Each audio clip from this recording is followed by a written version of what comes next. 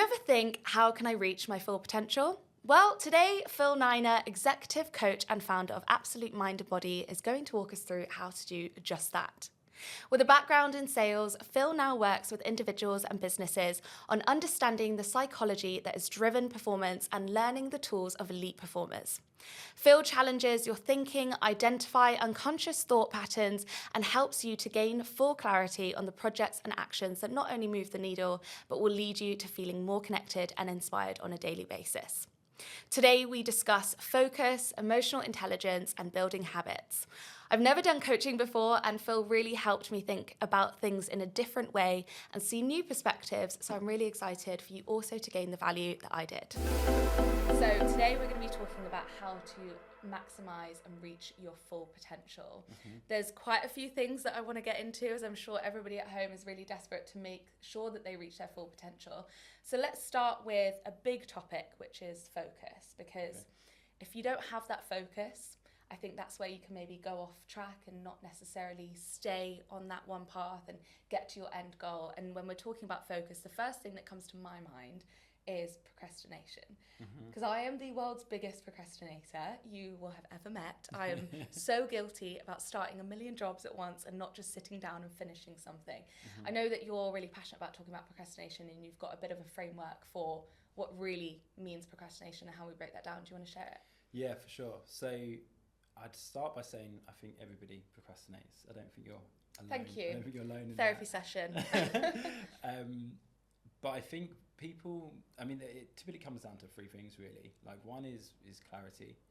I think if you're not clear on what you want and why you want it, that's probably the first reason why people procrastinate, because they're not really sure on what the activity is that they need to do. The second is belief. The second is they don't believe that the task that they have decided they need to do to reach their goal, they don't believe in it. They don't believe strongly enough that it's the task that's going to get them to their goal. So it's quite often, if you think about often leaders or managers with limited experience, they will often just tell their team what to do, and their team member might not believe in the process. And if the team member doesn't believe in the process, that's why they're not taking the action that they need to take. Right. So the manager's much better to try and impact the belief of that individual, so that they believe in the task. And if they believe in the task, they're much more likely to follow through on the execution. And then the third piece is fear. Like I say, most of the time, like for most of us, certainly most of us who are setting goals, we're setting goals with the prefrontal cortex, the executive function of our brain. That's the part of our brain that is intentional. It's the part of the brain that says, okay, I need to do this, and my intention is to do it on this day at this time. But then there's another part of our brain called the amygdala, and that's part of the limbic system, and that's the emotional part of the brain. And when we are emotional, what happens, and often that emotion is surfaced as fear, when we're kind of scared of taking the action, scared of what somebody might think if we do that, scared that we might not be good enough. That kicks in and it overpowers the intentional part of the brain. So we end up not taking action because on a subconscious level, we're actually scared of taking the action. And for me, if you want to address procrastination, you need to look at those three things. You need to make sure you're clear. You need to address the beliefs that you have about yourself, but also about whether the tasks that you've decided you're going to do are the ones that are going to get you the result that you want. And the third is fear. Question like where your conscious mind is in conflict with your subconscious mind, and if you can understand that, if you can understand where kind of fear is overriding your intention to act, you're in a much better place to start taking the actions that are going to get you where you want to get. Yeah. And a big part of my coaching is kind of creating coherence between those two. So coherence between the intentional mind and the emotional mind. And if we can do that, we're much more likely to get the results that we want. Controversial person to speak about, but Will Smith. Yes. Have you seen that video of him talking about his skydive? No.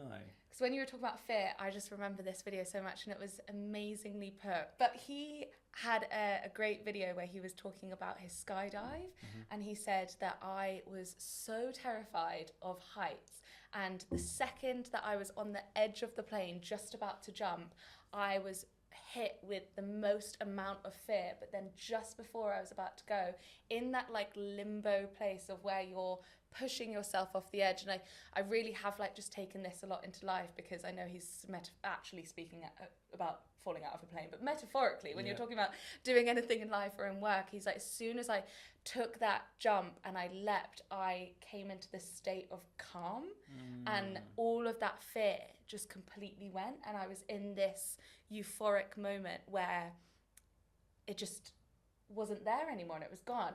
What is that? What part of your brain is doing that to flip from you are so terrified? Because I get it with public speaking, with anything. People have it when they go onto a pitch or anything that they're doing that's putting themselves out of that comfort zone. But then the second that you start, you come into this almost autopilot, and you're like, you forget all of that. Well, I think it's we're scared of the perception. Yeah. Rather than the actual event. So like we're kind of scared of what we think somebody is going to think of us, or we're scared of a potential outcome from taking that action.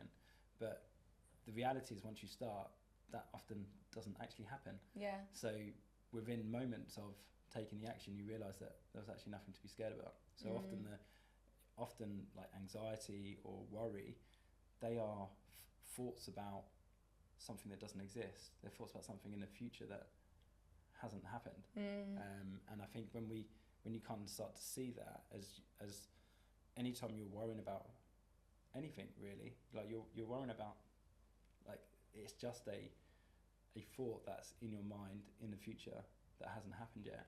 And most of the time when we take the action, that we are very surprised, and the thing that we were scared about doesn't even exist. I've heard that when you dream, you can never actually fall or like hurt yourself. Like, you know, when you're dreaming and you're like, you're falling, you never actually hit the bottom. You never actually have you kind of wake up before, don't you? Exactly. Yeah. And so I wonder what you would say the importance of visualizing something in your mind before it happens, because you're right, it is always that fear of the unknown, of what you think's going to happen, and that's where, like, when you dream about things, you have that worry of like, oh no, what if it goes wrong? But because it never happens, actually your brain probably does stop you from getting to that point that you're actually worried about. Do you, when you're coaching and speaking to reps and leaders, do you tell them that there is a power in visualizing where that end goal is and what success could get you to? Absolutely. Yeah. So visualization is a big part of one of the main tools in my toolkit. I think that it's essential, particularly if you're trying to change someone's belief about something. I think you need to get them to visualize success, visualize the details of success, and also the potential challenges that might come across along the way. And public speaking is a great example. I think if you have visualized the session that you're about to do 2 or 3 times, and already thought about some of the difficult things that might come up, you've kind of already experienced them before you've experienced them. And it's similar to what we were talking about before, about the fear or the anxiety just being a figment of the imagination, or just like something that doesn't really exist. It's the same theory, really. Like when you're visualizing something, you can practice through visualization all of the hiccups that might come up along the way, so then you're prepared for them when you're in that situation. It's like you've been there 2 or 3 times already. And it's the reason why pro athletes, like if you speak to any pro athlete, a big part of their practice will be about visualization. I think Michael Phelps, who I think has won more gold medals than any living human, he would visualize the whole race. Like he would visualize from when he would arrive at the venue. He'd sit in the changing room with his headphones on, and he would visualize every second from walking out onto the platform, diving into the pool, the temperature of the pool, how each stroke felt, the feeling of the water on his skin. He'd visualize all of those details, so that when he was when that whistle goes, he's prepared. He's already been there. He knows what it feels like to win before he's won. I would love Phil to talk a bit more into that, because like you've said those 3 points of what procrastination means, and that is really where the focus comes from. But you mentioned clarity, like really understanding what your path is and what you're doing, and I'd love to understand from you, do you feel like clarity needs to come from within, of like yourself understanding where you want to be in life, or is it your day-to-day, is it your career clarity? Where do you start? Because clarity is so broad, and you can think, okay, I need clarity for this interview, like what clarity do we want to get out of this? But is it deeper than that? Where do you start? I mean, I think you're right. I think there's different levels to it, and it depends it depends on what you're trying to focus, like say, what the purpose of that focus block is. So I think if it's just a case of like, I need to get this done today, then I think it's just clarity on what are the high leverage tasks or high leverage activities that are going to help me do this. Yeah. But I think to remain or to sustain focus over a long period of time, I think you need to understand, you need to go a bit deeper. I think you need to understand your why. I think you need to understand what it is you want and why you want it.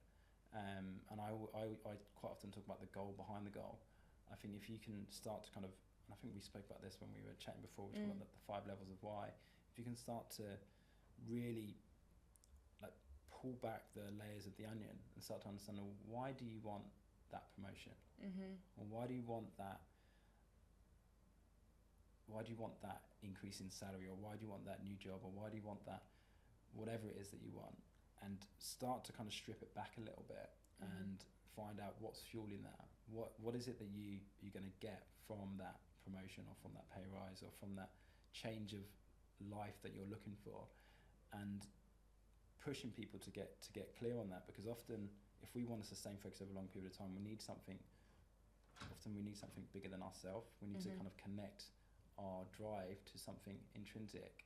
So that often that will be, and the example I always use is, whenever you may have experienced this, like when you have people who are like first time parents, often when they come back from paternity or maternity leave, they're not getting much sleep because they've got a newborn. They're probably coming into work a little bit later, they're probably leaving a little bit earlier, but often their career goes on a really high trajectory. Yeah, it does. And it goes on a high trajectory because they've got this new purpose. They've got this little baby that is bigger than themselves, and they've now got something much bigger to focus on. And I think, and it's the same for like entrepreneurs. When entrepreneurs have a real mission, a real world change or societal change that they're trying to make, they're the businesses that really fly, because they're working on something bigger than just themselves. So I think kind of helping people to kind of get to that clarity, what is it? That's the key. If you were to explain in a snapshot what emotional intelligence is, how would you describe it?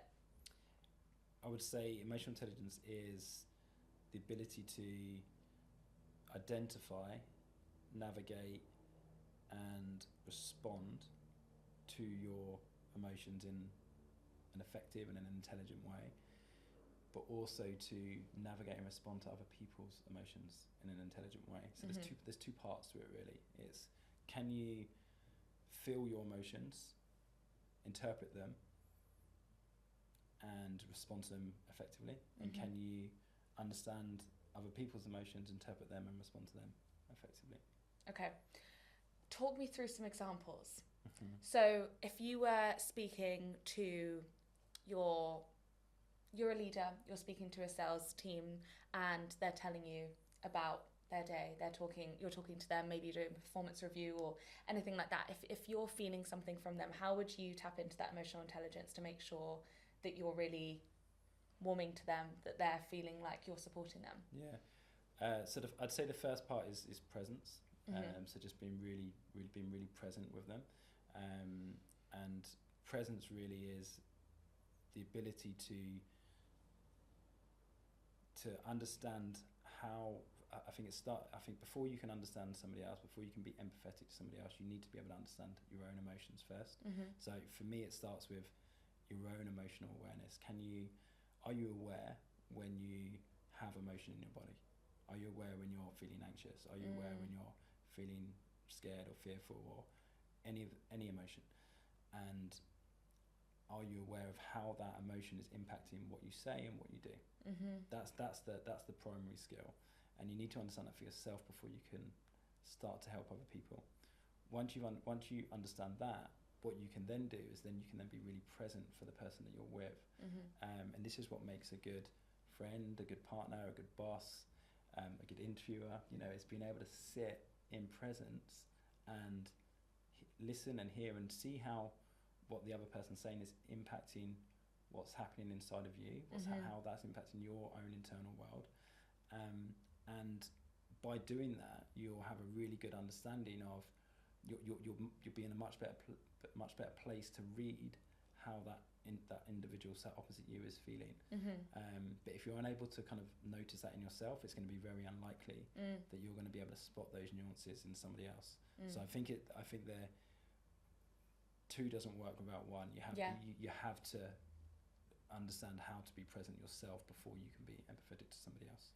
It's a really tough time at the moment, and I'm sure everybody's going through a lot of stress. They are not hitting their targets, businesses are cutting back, and so this is where it's really important for people to be aware of their own emotions and what they're portraying to their teams, because it can have that domino effect of, if you're coming in and you're showing that you're really flustered and you're really frustrated, it's going to impact your team.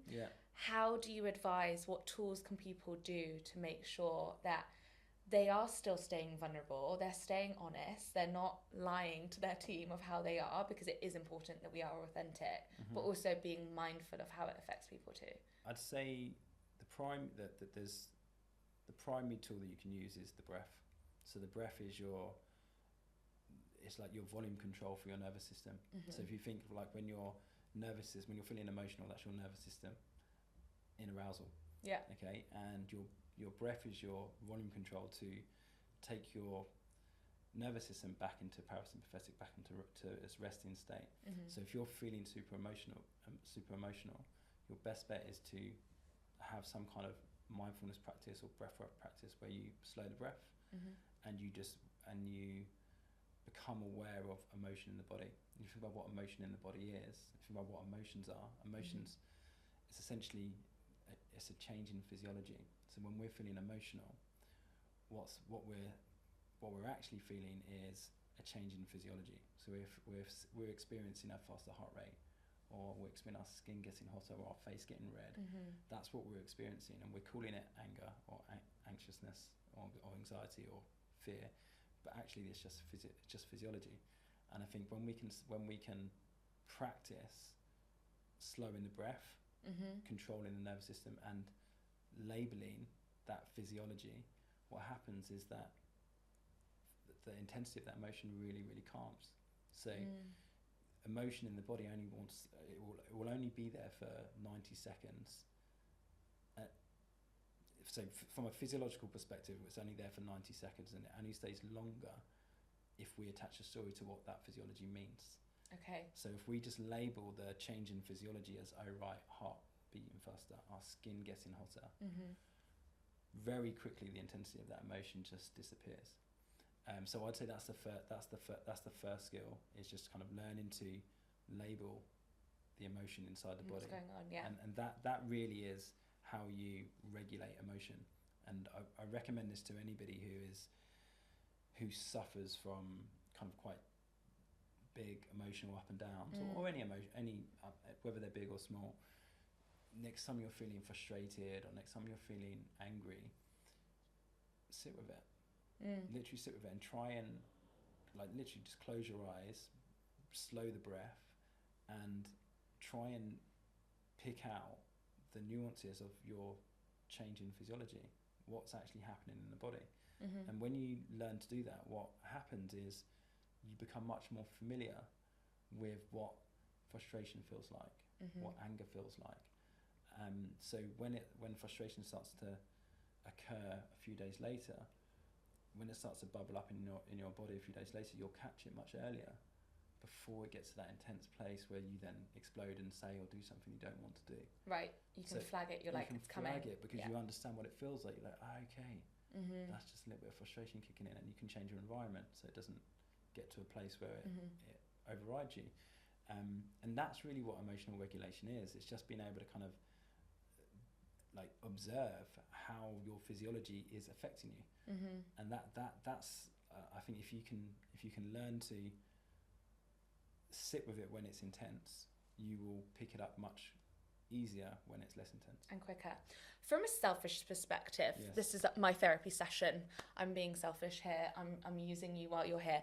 I have a real issue with when I get a bit overwhelmed or flustered, I start to get hot. My skin burns. I get this like rush of heat over me, and I'm sure other people are like this as well, but when I get hot and when I start to feel that way, I start to panic, I start to get even hotter, and then I can't stop, and then I'm spiraling, I'm going down a whole road, and I'm like, oh God, now I'm sweating, I can't cool down. And it usually happens to me when I'm on the tube. So if you're in London and you see me on the tube and you see me with my head out of the tube door like a dog, that is exactly why.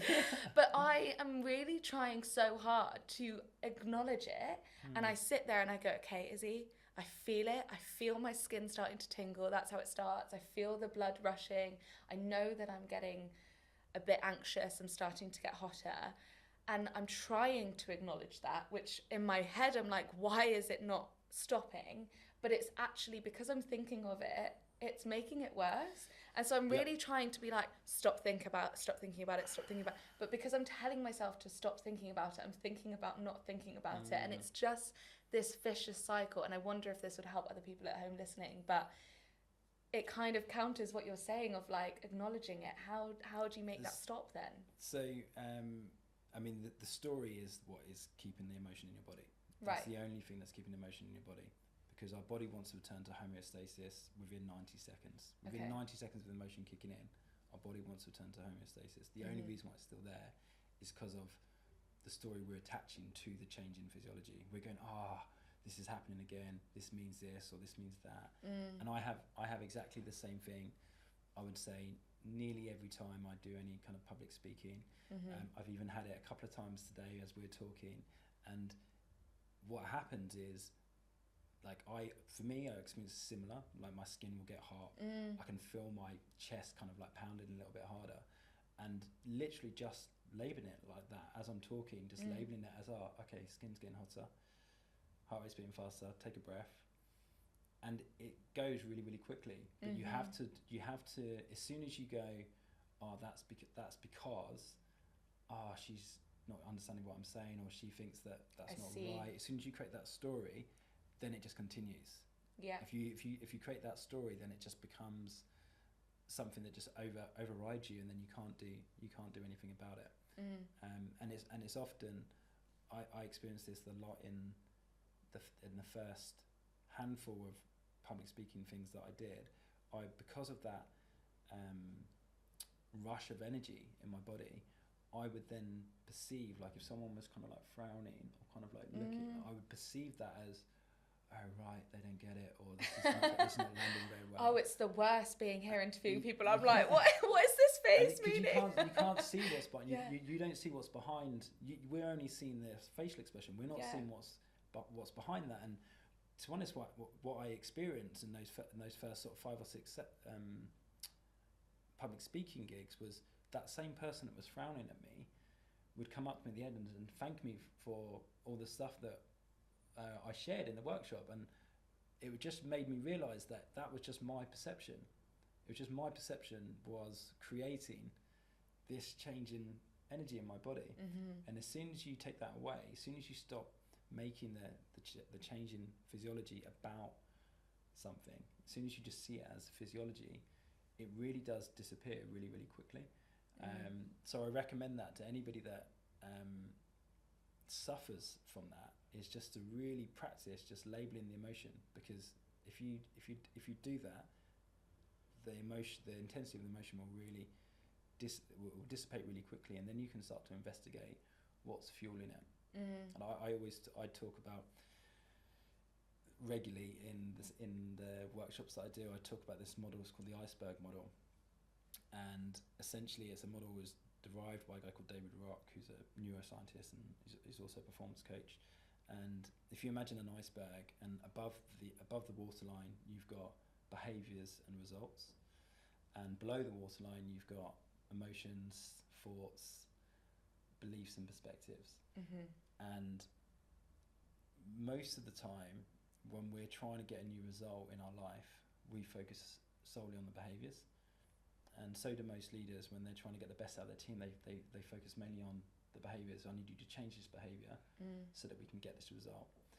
And obviously behaviours are the things that get results, but there's so much happening below the waterline that is impacting how someone behaves, how someone shows up, the behaviours that they take part in, and the behaviours that they don't, the behaviours that they ignore. And really what we should be doing, if we're trying to change behaviour, we should really be looking at what are the beliefs that are fueling the behaviour. So what is it that I believe that is making me think that that frown means that what I'm saying doesn't make any sense?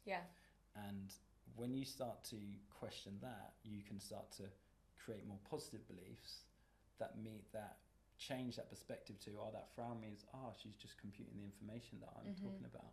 That's what it means. And then it creates a whole new chain of events up there. It means that it's a whole new story, creates a different emotion in the body, creates a different behaviour. You then actually talking much more coherently, and you get a better result. Does that make sense? 100%. There's always reasons behind why people do things. And from all of these conversations I've had, whether it's talking to buyers and selling and understanding like the pain point that we said, or understanding the pain point of the human element and the people in your team and why they are doing certain things, that will make you so much more educated. And it is just about going beneath the surface, like beneath the iceberg, and really understanding the makeup of the person that you're working with. And just hearing all of that advice to me, I'm going to take it on. I'm going to try and use that when I next get hot, because I am panicking about the outcome of I'm going to start sweating. That's going to be really embarrassing. So if I stop thinking about that outcome and just think about, right, this is happening, you're right, it is that shift. Phil, this has been so interesting, but I just want to wrap up this conversation about talking about habits and how we can break those habits. So when we're thinking about reaching your full potential, we've touched on so many things today around like the focus and the procrastination and the understanding people and the emotional intelligence, but there are sometimes habits that people pick up, whether it be in their life, in their work, that might not be helping them reach that full potential. So what tools can we use to make sure that we're breaking the bad habits but keeping the good ones, or developing?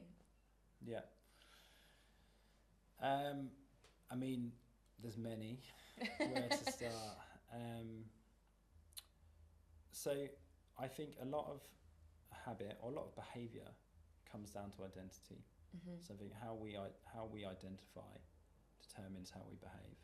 So let's take a real basic example. Let's say I'm a smoker. Let's say I'm trying to give up smoking. And if you say to me, do you want a cigarette? And I say to you, no, I'm trying to give up.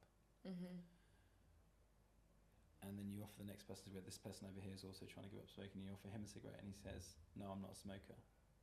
Like, who do you think gives up smoking first? Him. Exactly. And because he's not identifying as a smoker anymore. So I think identity is really key, how you identify. And this also comes down to beliefs. Identity is your biggest belief about yourself.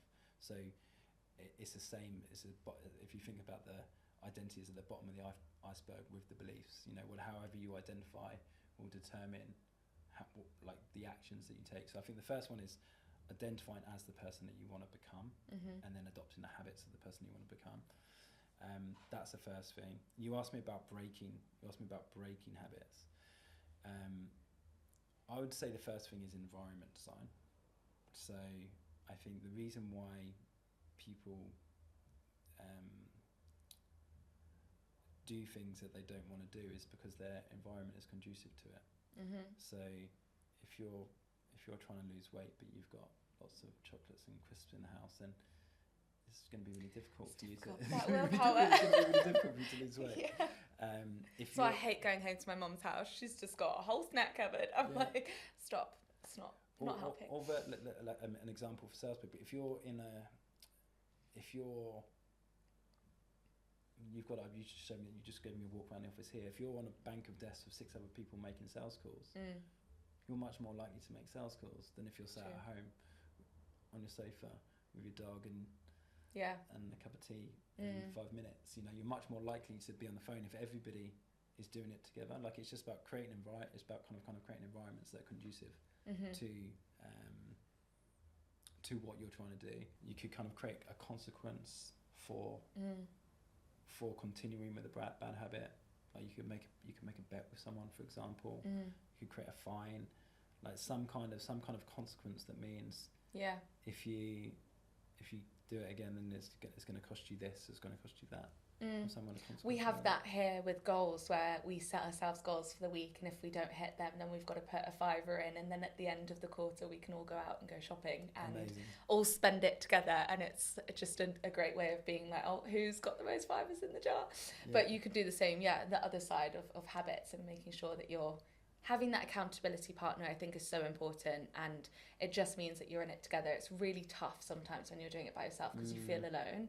But I think this whole theme of this conversation today has just been around like building trust with each other, speaking to people, understanding each other, having someone that you feel safe with and that you can lean on is really going to make sure that you reach your full potential. Absolutely. Thank you so much for this conversation, Phil. No it's problem. been really, really insightful. I've learnt so much. I'm sure everybody else has at home. But as we finish each episode on Sales Unfiltered, I'd love to know, what is one challenge or failure in your life or career that's really shaped you to where you are today? Challenge or failure? I mean, there's been many. Surprisingly, that's everyone's answer really? when they're on this channel. Yeah. What is the one that shaped me the most?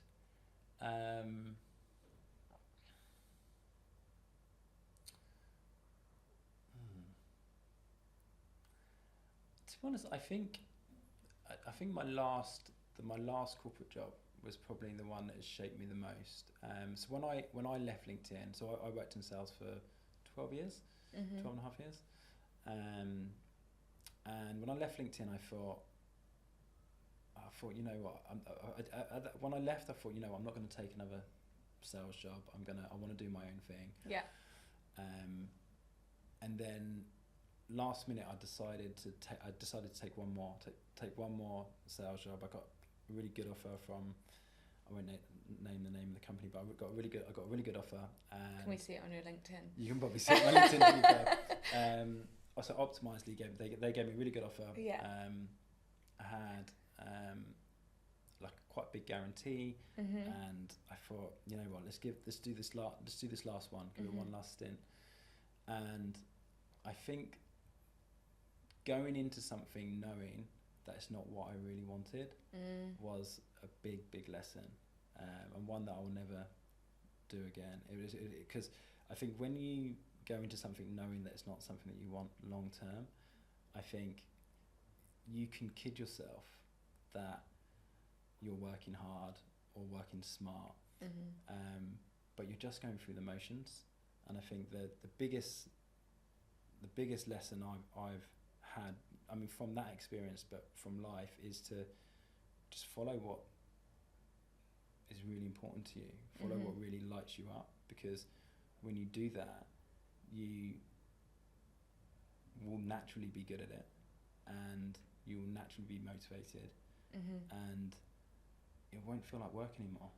And that's how I feel now. I feel like I get to do things that I want to do every single day. Amazing. And it feels easy, you know. It doesn't really feel like work. I feel like most of the time my work is learning things that I want to learn for myself, and then sharing them with other people. So it's like self-development on steroids, and it's amazing. It's a bit like me today with this, using this as my therapy session. It's been fully selfish, but I've loved it.